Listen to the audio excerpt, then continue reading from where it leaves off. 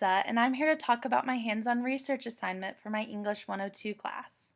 We were asked to talk about traditions and folklore. I chose to research pickling and how it's a tradition in my family.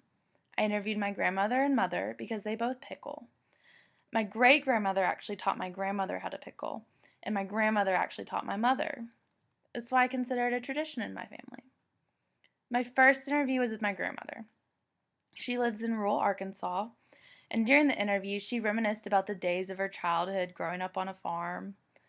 My grandmother explained that pickling used to be a necessary practice to preserve foods because they didn't have appliances like refrigerators and freezers.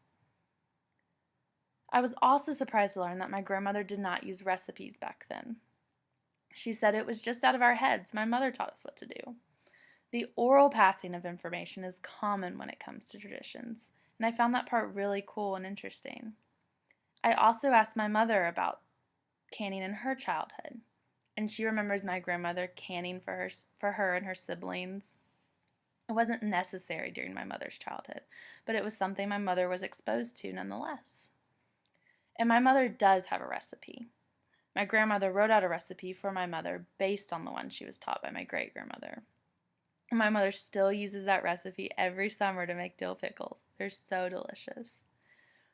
And this brings me to my final point, that even though pickling is no longer used as a practical way to store and preserve foods, it is still practiced. To me, it seems that folk practices, like pickling, still exist because not only do people tend to enjoy things traditionally, but also because there is a special aspect to making something the old-fashioned way. It's more satisfying and often better tasting. The pickles my mother makes really are better than store-bought.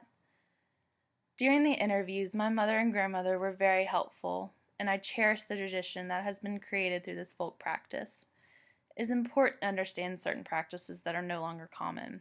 It keeps me informed about where I come from and gives me a better appreciation for the conveniences that are taken granted for today. Thank you for listening, and I hope to one day continue this pickling tradition and learn how to pickle using the same recipe. Thank you again.